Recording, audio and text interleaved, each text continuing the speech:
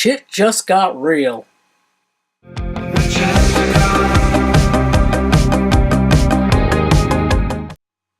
Hello everyone, welcome to my review of For the Wilderpeople, written and directed by Taika Waititi, starring Sam Neill, Julian Dennison, Rima Tiwiata, and Rachel House. The film is set in Waititi's native New Zealand, and the story centers around a young boy named Ricky, who is adopted by a New Zealand couple who live in the New Zealand wilderness. And during the film, circumstances dictate that this young boy and his adoptive uncle venture out into this wilderness, and this sparks a nationwide manhunt for their apprehension. Many of you may be familiar with Waititi's work, specifically his most recent film called What We Do in the Shadows, which is a great, quirky mockumentary about vampires. If you haven't seen that film yet, I highly recommend checking it out, specifically if you like kind of off-branded comedies, quirky comedies. Before I go forward, I would like to specify that I don't use spoilers in my review, or at least I like to avoid them as much as I can, specifically plot spoilers. I try to work my way around them so that even if people view this review, they won't be spoiled in any way and can still enjoy the film. Waititi has a unique brand of comedy.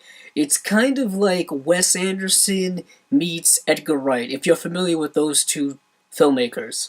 But he's also able to add a little bit of his own touch into these films to make them kind of uniquely his own.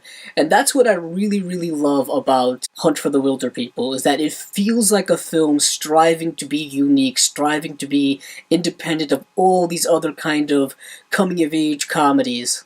Sam Neill plays this older kind of curmudgeon wilder person, for the lack of a better term, who has very much lived off the land. He's not very intellectually smart, and you have this clash between him and this young boy, Ricky, who is from a more urban setting. He's from the city, and he has all this modern day influence that have been put upon him, specifically with pop culture and music and art and movies and stuff like that. So there's this wonderful culture clash between the older Sam Neill character and the younger Ricky, and it's really kind of a great comedic pairing because they're so different.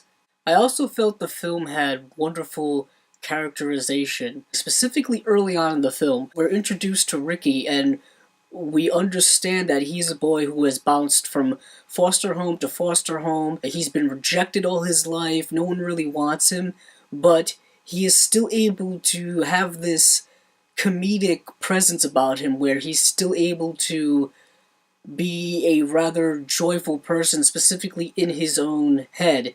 He creates these haikus when he has to deal with stressful and troublesome times. He's never had that stable home to really provide any type of foundation for him, so he's kind of had to create his own. And he's able to finally come to some type of stabilization in his life, where he comes to a home where there's someone there who can adequately care for him and doesn't talk down to him and deals with him on his level and works with him, because when you come in contact with someone so caring, you don't really know how to deal with it. And initially, Ricky doesn't know how to deal with it. It's his relationship with Sam Neill's character that's really the bulk of the film. It's what the second act and third act are really made of. And you see these two on this wild adventure together, avoiding the authority. This has been the best acting I've seen from Sam Neill in a long time. Sam Neill is someone who I think many people grew up knowing because he was in Jurassic Park. That's what I really like about him in this film, that he is a character of substance in this film. We do get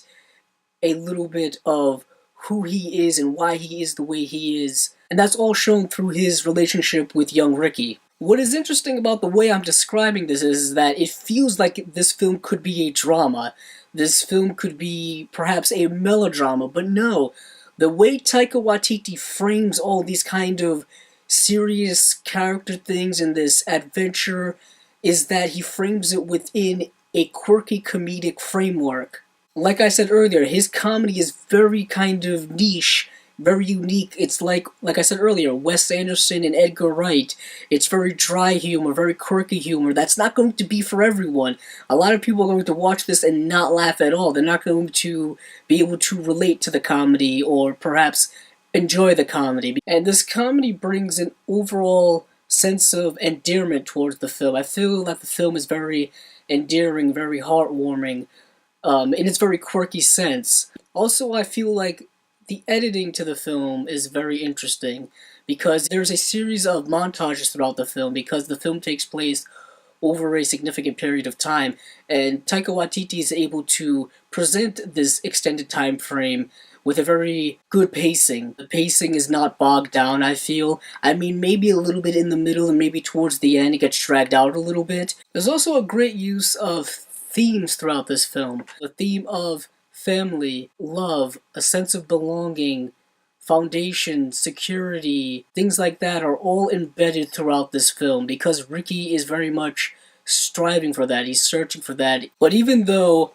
I love the film and I'm going to highly recommend people to see it if they really like more unique, more independent cinema, more original cinema, I'll say the film is not flawless. Like I say, the comedy is not for everyone. It's a very unique brand of comedy. Also, the ending of the film is very quick and sudden and almost as if the film really doesn't have a lot of consequence. You'll understand what I mean when you watch the film. The journey is a lot more interesting than the ending. But other than those minor kind of problems I have with the film, I really enjoy this film a lot. I would say definitely give it a watch.